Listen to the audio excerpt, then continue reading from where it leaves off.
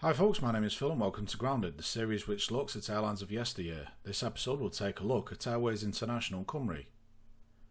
Formed in 1983, Airways International Cymru was the in-house airline of Red Dragon Travel, a Cardiff-based travel agency. Red Dragon, like a number of other travel companies at the time, had decided to launch their own airline rather than rely on a third-party carrier. The reason was simple. By going in-house, they would have complete control of both the scheduling and the onboard product. While there were several existing charter airlines such as Britannia, Monarch and Air Europe, these were owned by other tour operators who might be less accommodating to these smaller firms, either pricing them out or offering unsocial flight times. There were also independent airlines such as Dan Air and British Island Airways. The latter had developed into a very reputable airline throughout the 1980s, but some bad luck saw their demise at the start of the next decade. I actually covered them just a few episodes ago, so go and check that one out if you want to know their story. Dan Air were a different case altogether. Having grown as a charter airline, Dan Air began to slide during the 1980s, known for operating old equipment, though while they did fly the 727 and 737s like their competition, they were also the last civilian operator of the de Havilland Comet, retiring the type in November 1980, though again, in their defence the aircraft was only 18 years old at the time. Public perception is extra important in the travel industry and forced Red Dragon would do it themselves. The name Airways International Cymru might be quite a mouthful to some. Cymru, where the Y sounds like a U and a U sounds like a Y, is Welsh for Wales. Fortunately, we English speakers have been spared the translation of Airways and International, just because at the time there wasn't a word for Airways. So simply put, the name is Airways International Wales, or since that's backwards, maybe it's really Wales International Airways. I think I'm both getting sidetracked and also at risk of being banned from crossing the border for my upcoming summer holiday. On the subject of the name, when looking through some of the documents filed with the Civil Aviation Authority, it looks like the name was possibly going to be Cymru Airways International but was then changed. It's also possible that someone wasn't paying attention when filling out the registration form, however. Airways International were the third go at a Welsh airline. Cambrian Airways was the first and began operations way back in 1935, however was merged into British Airways in the mid-1970s. The second was aptly named Air Wales, which operated from 1977 until it was merged into Air Anglia in 1979, then absorbed into Air UK the following year. Incidentally, I covered the history of Air UK back in episode 37. Air Wales hadn't really been much to write home about though. They operated a single Piper Navajo between Cardiff and Chester, as well as an Embraer 110 between Cardiff and Brussels. As I said in my Air UK episode, the most notable aspect of Air Wales was that complimentary tea would be served during the flight by the first officer. Airways International would be based in Cardiff, the capital of Wales, with their company logo being that of a red dragon as per their parent company. Add to that the Cymru name and you just can't get more Welsh than that. Well, maybe throw in a daffodil and have Sir Tom Jones bellowing out across the tarmac as folks bored, but now we're just being silly. The first aircraft arrived in March 1984, a BAC 111 Series 300. This aircraft had previously been with Quebecair, however by the mid-1980s the Canadian airline was on the verge of bankruptcy and had downsized. This 111 retained the Quebecair livery, which to be fair, the predominantly blue livery complemented the Airways International red titles and logo. A second 111 arrived a couple of weeks later. This one was leased from British Island Airways and would retain the BIA livery, with only the tail being painted up in blue with the Red Dragon logo. This didn't look particularly good. In fact, it looked really cheap, but as we'll find out shortly, the company would be fairly tight with the purse strings.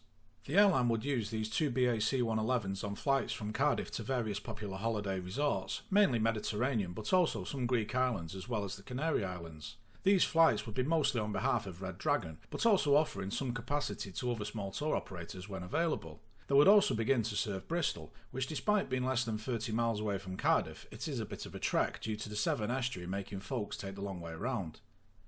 Bristol was a popular departure airport for folks in the southwest of England, so it was a logical step for AIC to at least operate some flights for their English neighbours. In November, the British Island Airways 111 departed and was replaced by another former Quebecair aircraft. This one, like its sibling, retained the Quebecair blue livery and would soon be pressed into service. This gives me an opportunity to mention the creative aircraft registrations that Airways International had at the time. Their first aircraft was registered Golf Yankee Mike Romeo uniform, in which the G would look close enough to a C and therefore spell out Cymru. The second was registered Golf Whiskey Lima Alpha Delta, with Gwlad being Welsh for country, and I apologise if I mispronounce that as it's not a word I've ever had to use before. Airways International were looking at growing further. Having seen an opportunity to operate flights from other UK airports, they realised they needed more aircraft. The airline took delivery of its first Boeing 737-200 in March 1985. This was of course second-hand, having been delivered to Britannia 11 years earlier. The airline found itself in a bit of a pickle too. Their policy of saving money by not repainting aircraft presented a bit of a problem here, as Britannia had recently painted the aircraft in their new and very distinctive livery. Simply sticking new titles and a logo on this livery wasn't an option, however modifying it was. The Britannia blue belly remained, however the white and orange stripes were painted over, making two red cheat lines with a narrow blue band between them. The tail logo was painted over too, still retaining the Britannia blue but with some of the lower lines painted out. The aircraft was painted up like this before it left the Britannia fleet and is seen here in a hybrid Britannia livery. Once it joined AIC, it gained Airways International titles on the fuselage and Cymru on the tail, having decided to ditch their red dragon logo. This livery did look rather smart, though it would be a while before the 111s would get to wear it. AIC began operating flights from several more UK airports, including Birmingham, Bournemouth, Exeter, London Gatwick and Southend-on-Sea. Some of those were on behalf of other companies. Bournemouth and Exeter were on behalf of Bath Travel and Southend was for Bursting Travel, both of whom would later go on to establish their own airlines. Bath Travel would launch Palm Air through a partnership with Flightline and later European Air Charter, while Bursting would do it all themselves with Princess Air. Both airlines would have differing levels of success. Princess Air would fall victim to bad timing and collapse within a year. Palm Air was the plucky airline that could and would go on to win numerous awards before being carefully wound down decades later. I have covered both Palm Air and Princess Air earlier in the series, so if you haven't seen them already, go and check them out. As the busy summer season drew to a close, AIC found a lucrative revenue stream by subleasing some of its aircraft to other airlines. British Midland would take one of the BAC 111s from November through the winter until May 1986. The 737 went a little bit further than the Midlands and all the way to Mordor when it went on lease to Air New Zealand. During the quieter winter months, the airline's sole remaining 111 was also repainted into the new AIC livery, albeit with a red dragon on the tail rather than the Cymru lettering. I'm guessing that there was a spacing issue, but it didn't matter as the name on the fuselage had changed from Airways International with Cymru on the tail to Airways Cymru and possibly made the need for Cymru on the tail a bit redundant. The summer of 1986 would see a few changes. The BAC 111 with British Midland was returned in May but then went straight back out on lease. This time it went to Manx. The airline's sole 737-200 returned from the land of the long white cloud in April, ready for the summer season and will be joined by a Boeing 737-300. The larger 300 series model, GPROC, arrived in May and was subleased from Sunworld International Airways of the USA. The aircraft would retain the Sunworld livery with Airways Cymru titles applied. It looked quite good, rather summery I'd say. At 11 months old it was by far the youngest aircraft in the AIC fleet and was certainly a step up from the increasingly dated BAC 111s. It had a larger passenger capacity and longer legs, meaning less chance of a fuel stop on some of those longer distance flights. The aircraft galley had also been fitted with ovens, meaning passengers on those flights could now get a hot meal of sorts, rather than a cold sandwich. The registration on this one wasn't particularly creative, however. Instead it was a nod to Brian Proctor, who had just shelled out £2 million on a 25% stake in the company, as well as becoming its new chairman. One of his first acts was to sign a deal with ILFC for two 737-300s to join on 6-year leases. These would be delivered the following year.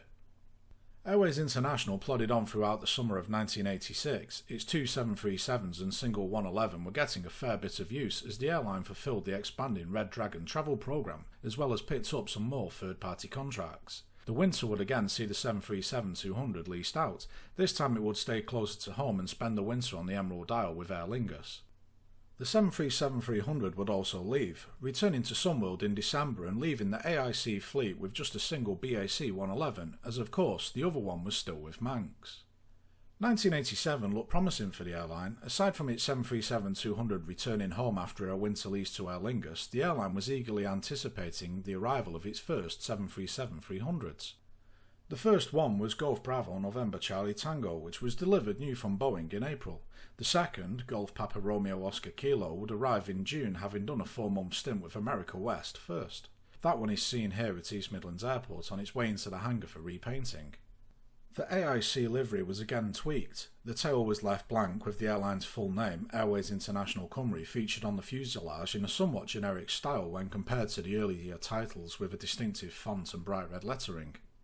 The summer of 1987 would see the airline operate a single BAC 111 and three 737s, one 200 and two 300 series models. The airline was again looking at further growth as the inclusive tour market was booming. AIC looked at acquiring more 737-300s as well as the larger 400 series model, which was soon to come on the market. They had also looked at the McDonnell Douglas MD-80, which was being heavily promoted by the manufacturer, who was eager to break into the UK market. The summer was a successful one for AIC. The new 737-300s had been well received by crews and passengers alike. The airline hadn't yet made a decision on any additions to the fleet for 1988, however, as the charter market had changed somewhat. 3 new airlines had formed over the past year: Air 2000, Air UK Leisure and Paramount. Both Air 2000 and Air UK Leisure were owned by tour operators, both of whom had begun to use the independent British Island Airways less. Paramount was a new independent airline, using brand new MD-80s, and along with a less busy BIA looked set to compete for those smaller tour operators that AIC had been serving. As the summer season drew to a close, the BAC 111 that had been with Manx was returned, much to the relief of the residents of the Isle of Man. The aircraft had been brought in by Manx in order to operate the Heathrow shuttle, which Manx had advertised as jet operated, before realising that it couldn't get its desired DC-9 before the start of the schedule. In an effort to keep its promise and reduce flight times, they'd hired the 111 from AIC. Unfortunately, despite it being hush-kitted, the 111 was rather noisy. The residents in areas surrounding Ronaldsway Airport routinely filed noise complaints, comparing the morning departure to Heathrow as that of a community alarm clock. On a side note, after the 111 was returned to AIC, they had to hire another one in from BIA for a month until the much quieter BAE 146 Whisperjet could be delivered. Airways International once again planned to sub-lease some of the aircraft out during the quieter winter months. One 737-300 joined the Spanish airline Universair, while an agreement was made for the other to join the US airline Suncoast Airlines, not to be confused with Sunworld, who were also in the US and had previously subleased a 737 to AIC. Suncoast, based in Fort Lauderdale, was a charter airline operating flights for third-party companies. They had also recently begun to operate some scheduled services with flights from Fort Lauderdale and Orlando to San Juan and Montego Bay using a pair of Boeing 727 trijets. Suncoast agreed to lease GBNCT from AIC until April, and to say that this was a disaster is an understatement. The aircraft never saw service with Suncoast, as they and Airways International had a huge disagreement over the aircraft. Suncoast insisted that it was being delivered later than agreed, claiming that it was supposed to be delivered in November, but it was actually delivered a month late on December 11th. According to AIC chairman Brian Proctor, the delivery of the aircraft was conditional on Suncoast paying a $55,000 deposit and that they weren't prepared to deliver the aircraft until they had some money. With the aircraft finally in Florida, there was then a dispute over the paperwork, meaning it couldn't be registered with the Federal Aviation Administration. Suncoast filed for Chapter 11 bankruptcy protection on Tuesday the 5th of January 1988. The airline's president, Byron G. Ellison, blamed Airways International Cymru as the sole reason for the company's financial trouble. After a month of non-payment, endless complaints from Suncoast as well as the bankruptcy filing and finger-pointing, Airways International finally snapped and made an attempt at repossessing the aircraft. Agents for the company made their way onto the tarmac at Fort Lauderdale and, having gained access to the aircraft, removed the parking brake and, using a tug, towed the aircraft away from outside Suncoast's rented hangar. A Broward County Sheriff's deputy arrived and ordered that the plane be returned to Suncoast. The FAA finally registered the aircraft as November 315 Sierra Charlie on January the 12th, but it still wasn't going anywhere yet. A court battle ensued between the two airlines, with a bankruptcy judge eventually ordering Suncoast to pay the $67,000 a week lease fee for the aircraft. Suncoast insisted that it couldn't pay, and that if it was forced to, then the airline would have to liquidate, whilst also threatening to continue fighting for the aircraft. It also said that it would need to fly it for 2 weeks in order to raise enough money to pay the 1-week fee. Even the aircraft's actual owners, ILFC, told Suncoast to either pay AIC or give the aircraft back. The bankruptcy judge, Judge Christo, seemed to know the score, summing up that, in the absence of an agreement between the parties, this is a situation that's going to self-destruct. He added that, and whether that takes down Suncoast or Airways International or both, that may be the consequence. He was spot on with his assessment. Within a week, both Suncoast and Airways International Cymru were no more. So, what went wrong? Well, it's fairly clear that the dispute between Suncoast and AIC over the 737 caused a downfall of both companies. The thing is, it shouldn't have been the case.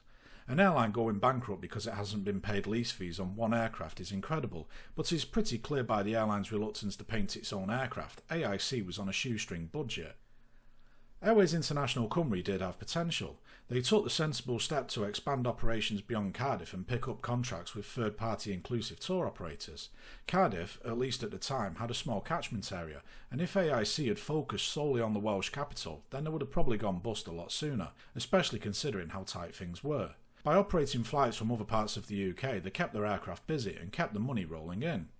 Another great move by the airline was to sublease its spare aircraft over winter, or in the case of one particular 111, for years. It both produced a lucrative revenue stream during the quieter winter months, but also reduced their own operating costs. Don't forget, just because an aircraft's parked up doesn't mean the leasing costs go down. This was a great plan, as long as the sub-lessee can pay their bills on time, of course. While AIC was clearly running on a very tight budget, the blame for their demise lies both with Suncoast and the US bankruptcy laws. Suncoast, rather than try and get their aircraft into service quickly, then resolve the bigger issues, instead let the aircraft remain parked up whilst complaining about it. The fact that the delivery of the aircraft was subject to Suncoast paying a deposit first seems to have gone over their heads, but this was the same airline which sent its crews out to Boeing facilities in Seattle to get trained up on the 737 ahead of its arrival and then got hit by an unexpected holiday rush. I'm not kidding. To quote their spokesman Randy Burton, Suncoast was caught by an unexpected demand for holiday seats to San Juan while crews were away getting Boeing 737 training in Seattle. Flights between San Juan and Orlando were cancelled on Saturday and Sunday for lack of crews rested enough to meet FAA regulations. United States bankruptcy laws must also take some of the blame here too.